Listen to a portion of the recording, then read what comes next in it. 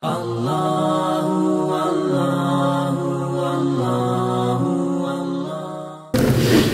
тартып иштесе болобу? Спонсор болуп. Туугандар мындай. Өзү жакшы эмес киногочу тартылып, актер болуп, тияк. Бирок алымдарыбыз кээ бирлери мындай кылып уруксат берет. Мазмуну жакшы болсо киного тартса болот. Тартылса дагы болот. Кандай каниетти адамзатка үйрөтө турган, адепти үйрөтө турган, патриоттуулукту үйрөтө турган, жүрөктүүлүктү үйрөтө турган, ал эми адам өлтүргөндө, качканды, уурулук кылган, мондай кинолор арам. Көргөн дагы болбойт андайларды. Аларга тартылган дагы болбойт. Демек мазмунду карайт. Мазмун жакшы боло турган болсо, уруксат берилет. Ал дагы дайыма эле кесип кылып албаш керек. Өмүрү ошо бойдон өтүп кетпесин да. Аукцион болобу? Жер алууда мисалы тебишип атып, кымбаттап кетип атат дейт. Бул болот туугандар. Мисалы мен мына саатымды сатам. Байма Язид деп коет, ким көп берет деген сөз. 100 сом деди, 150 сом деди, 200 сом деди, 1000 сом деди. Мен айтам, 1000 сомго такалып калды. Дагы барбы 1,5 миңге бере турганда. Жок, 2-3 жол айткандан кийин башка айтат го. Мен дейт, ушундай шариятта болот. Байма Язид деп коет, көбөйтүп сатканда. Эми арзандатканы дагы бар. Мунакаса деп коет мындай. Биз мына бир мечит салайын дедик эле. Так, ким канчага? Бул киши айтты, биз 10 миллион сомго салып беребиз деди. Жок, ойлонойн. Канчага? 9 миллион. Бул төмөндөй кылып кетти. Канча? 8 миллион. Мейли ушуганан деп ушо тактап берди. Экөө тең шариятта урукса. Бизде илим жок. Эми намаз окуп баштадык. Алхамдулилла. Илимдүү кыз алсак кандай болуп калат? Өтө жакшы болот. Устаз кылып аласыз. Кашкариге кайра келип отурбай. Туура? Жакшы болот, жакшы болот. Чындап эле жакшы болот. Вакыя сүрөсүнүн пайдасын кенен айтып бериңизчи. Байлык сүрөсү деп айтылат, чынбы? Жакырчылык, кедейчилик кутулуу үчүн окусак болобу? Хадистерде келет туугандар. Вакыя сүратул Вакыяны ким ар кечинде окуй турган болсо, ага жакырчылык келбейт деген. Жакырчылык, кембагалдык келбейт деген. Берекелүү. Итагала иншалла ар бир тамгага деле 10 сооптон аласыз. Гусул же ихтилам болгондор ич кийим мүчөнү тазалап, жуубай эле, ооз мурунду чайкап, жуунуп чыкса жарай береби, же сөзсүз тазалаш керекпи мүчө ич кийимди дейт. Туугандар мындай, гусул болуп калса, аялына жакындаганда же түшүркөп кала турган болсо, анын адеби жолу мындай. Эң алгач барып бошонуш керек, заара кылып. Себеп дегенде мүчөдө калып калган ушу урук ал зыян болуп калбас үчүн бошонуш керек. Бошонгондон кийин истинжа деп коет, ошо булганган жерлерди жууйт. Андан кийин анан гусулду ниет кылып, биринчи колду кадимкидей даарат алабыз. Кадимкидей эле даарат алабыз. Даарат жолу менде. Эгерде бүгүнкү күндө алхамда бардыгы эми мындай азыр шаарда туруп атабыз да, суу токтобой агып кете турган жер болсо, путту жуубай кое турасыз да. Эгерде акпай турган жер болуп кала турган болсо, мисалы, топуракта, же болбосо чөлдө, айылдарда суу бир жерге топтолуп кала турган жер болуп калса, анда путту жуубайсыз, исрап кылбайчы. Түшүндүңүздарбы? Путту эң акырында жууйбуз да. Оозуңузга 3 жолу даарат алып койдуңуз да, оозуңузга 3 жолу, мурунга 3 жолу, эми баш, оң, ийин, сол, бардык денени 3 жолу жуйсуз. Киндик, ушулардын бардыгын суу жетпеген жер болбош керек туугандар. Же болбосо оң ийинден баш, анан сол ийин. Бул экинчи жолу. Бардыгын жууп бүткөндөн кийин анан чыгып путту жууп коебуз да, бүттү. Эгерде агып кете турган болсо, анда путту деле кош баштан эле жууй берсек боло берет. 3 жолу жуйсуз болду. Анан кийимдерге, ич кийимдерге кайсы жерге тийип калган болсо, аны жууш керек. Аны жуубаса болбойт. Даарат алганда фарыздын бирөөсүн аткарбай калсак, ошону менен намаз окуп бүтүп кетсек дейт. Кайра баштап даарат алабызбы? Же ошол жерде эле окуйбузбу? Аралыгы канча убакыт? Мен түшүнүшүмчө мындайго, эгерде 4 фарыздын бирөөсүн аткарбай калган болсоңуз, намаз оқығандан кейін не істесеңіз, сіз қайра дарат алыңыз, баяғы жерде эле жууп койбойсуз. Мисалы путты жуубай калдыңыз же башка мас тартпай калдыңыз, жок туган. Кайрадан дарат аласыз, намазды баштан окуйсуз. Намаз даратсыз болбойт. Ошон үчүн биринчи дарат толук болуш керек. Жума күнү ушундай бир убакыт саат бар. Ал кезде момун кандай гана дуа кылбасын, сөзсүз кабыл болот дейт. Жуманын кайсы убактысы жөнүндө айтылат. Эки риваят бар. Эң туура суроо бердиңиз. Пайгамбар саллаллаху алейхи вассалам айткан, жума күнү ушундай бир убакыт бар. Ошол убакта бенде инсан дуа кылса кайтарымсыз, сөзсүз кабыл болот деген. Ал кайсы убакыт? Имам минбарга отурганда. Ошол учурдагы дуа, Аллага таважжух кылган дуаңыз иншалла сөз. Экинчиси асыр намаздан шам намазга чейинки убакыт.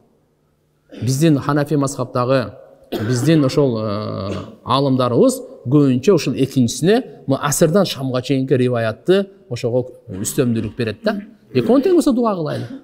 Өзгөчө шамга жакынкы убакытта. Адам алейхиссалам жаралган убакыт, Айша энебизден бул риваят бар тугандар. Ошо жума күнү шамга жакыныраак, асырдан кийинки убакыт өтө маанилүү, тияк-бияк сөздөрдү токтотуп, болбоду дегенде 15-20 мүнөт эгерде дуага бере турган болсок, өтө укмуш болот. Апасы көзү ачыктарга ишенет, барат, бирок намаз окуйт, кызы менен урушат. Кызы барба, ишенбе деп урушат. Канчы керек, Алла разы болсун. Тугандар, мына көз ачыктарга баруу бул капырларга окшош бул амал тугандар. Имандан ажырап кала турган коркунучу бар. Алардын тапканы да адал эмес. Ага барбаш керек, тастыктабаш керек. Бирок буну токтото турган жай азыркындай урушуу менен эмес. Үйдө таалим баштагыла. Дини китептерди окуткула. Даават менен, жакшы кызмат менен, ошо менен токтотуш керек. Биздин тагдырыбыз жазылган, бирок биз дуа кылсак Алла бизге берет го суро, ошондо дуа тагдырды өзгөртөбү? Пайгамбарыбыз айткан, тагдырды дуа гана өзгөртөт деген. Ушу өзгөрүлгөнү дагы тагдырдан да. Түшүнүктүү?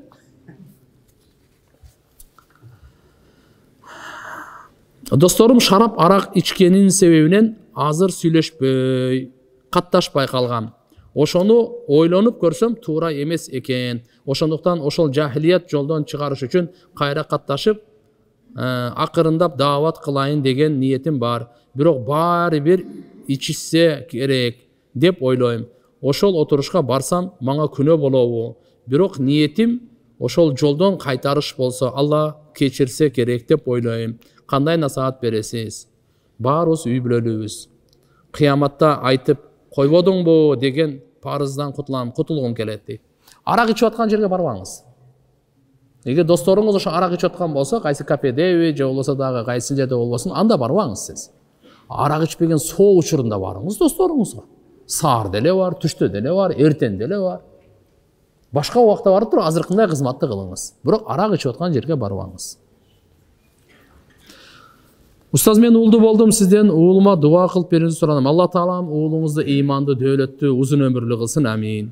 Балама кандай сүннөт кылыш керек? Азан жана коомат айткам. Атын Имран койгум келип жатат. Кандай дейсиз? Өтө жакшы. Имран деп, мынакей Али Имран деген Куранда сүрө бар. Имран деп. Мариям энебиздин атасынын аты Имран. Иса пайгамбардын таятасынын аты Имран. Өтө жакшы. Ороза кармаганда сапарга чыкса, кандай кылуу керек? Уруксат берет шариятыбыз, сапарда кармабай эле койгон уруксат, бирок кийин казасын кармап бересиз. Бүгүнкү күндө сапарлар деле жеңил эле болуп калды. Эгерде оор болбосо кармап койсоңуз өтө жакшы. Чөйрөгө жараша ороза кармагандын жеңилдигинен оңой кутуласыз. Берүүчү суром төмөнгөдөй. Менин жездемдин баласынын аялын окутуп койгон окшойт. Кара дуалап, ошо кандай аракеттерди кылсак болот? Жеңем өзү аябай башкача болуп жатат. Азыр кылгандагы бир аздан кийин унутуп калып дейт. Азыр кылган бир аздан дагы унутуп калып атат. Акыркы күндөрү кара дуа, сыйкыр деген көбөйдү туган. Булар арам. Өтө чоң күнөө туган. Бирок мындан сактанган бул бар нерсе. Сактанганга пайгамбарыбыздын дуаларына бекем болсун. Өзү да таза болсун.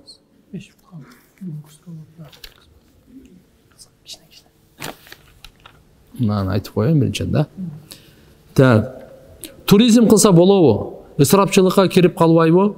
Жок, болот туризм. Ысырапчылыкка кирип калбайт, жасасаңыз болот. Алла таалам ыраазы болсун. Мына жерде машина айдоочуларга кичине насаат айтып койсоңуз дептир, ДТПлар көбөйүп атат деп. Туганда акырын айдайлы, бардыгын эреже менен айдайлы. Шариятыбыздын талабы жан аманат. Өзгөчө таксисттер, артыңызда, алдыңызда пассажирлер, мойнуңуздагы аманат. Этияттайлы. Жаңылар олар. Бүгүн 7 апрель жалган айтмай күн деп ар нерселерди кылып жатышат. Интернеттен ушул боюнча видео таппай койдум. Ошол боюнча айтып коюңузчу, кийинкилерге сабак болсун. Бул бир жалганчылардын өз чыгармачылыгы да. Бекер отургандан чыгарып алгандар. Жалган сүйлөгөн арам. Пайгамбарыбыз айткан, момун адам коркок болушу мүмкүн, сараң болушу мүмкүн, жалган болушу мүмкүн эмес. Лаанатуллахи алал кадибин. Алла тааланын наалаты болсун дейт. Ошон үчүн туугандар, бизде мындай кайсы бир күндөр боло берет экен деп. Ничего себе, болбойт андай. Жалган сүйлөгөн уруксат берилбейт. Дин душмандарга жамаат менен дуа кылсак болобу? Аларга хидаят берсин деңиздер. Хидаят тагдырында жок болсо, анан Алла жок болсун деңиздер.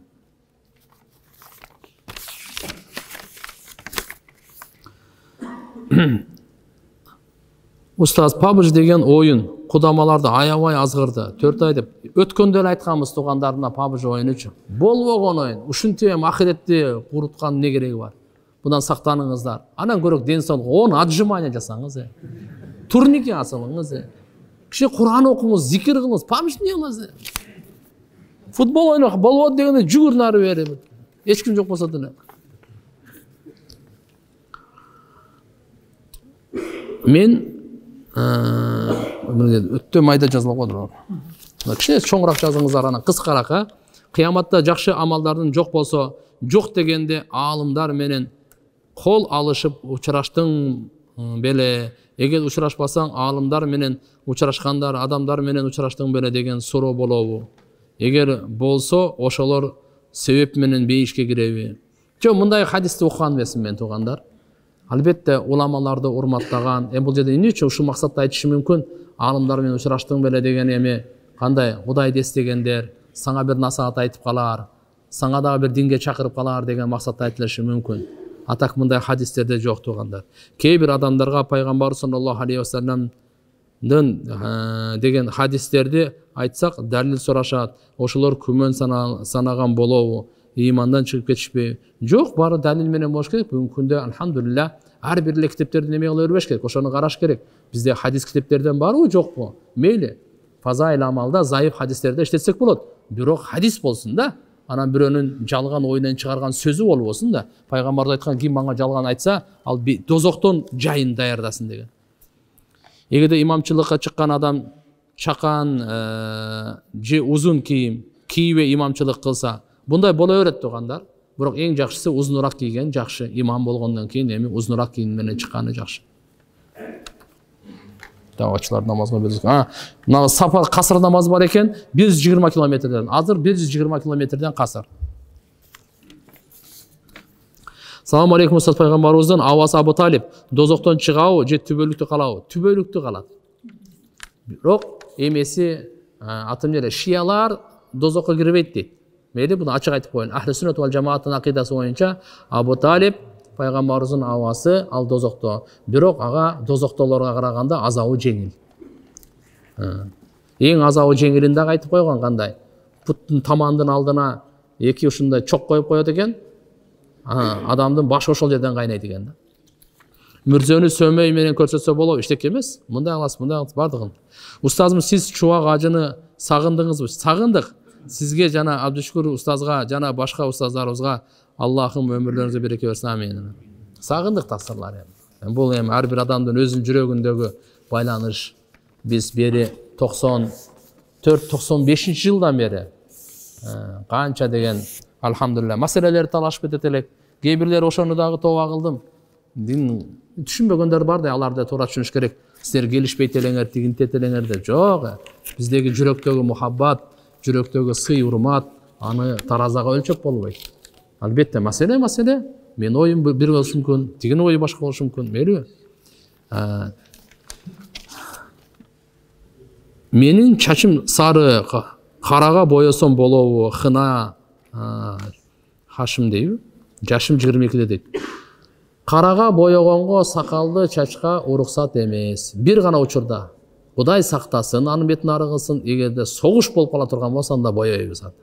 Аксакалдардын бардыгын кара калтырып, жаштарыбыз көп дегендей кылып туруп, токто. Ошол усур уруксат. Карадан башкага мейли. Карадан башкага мейли.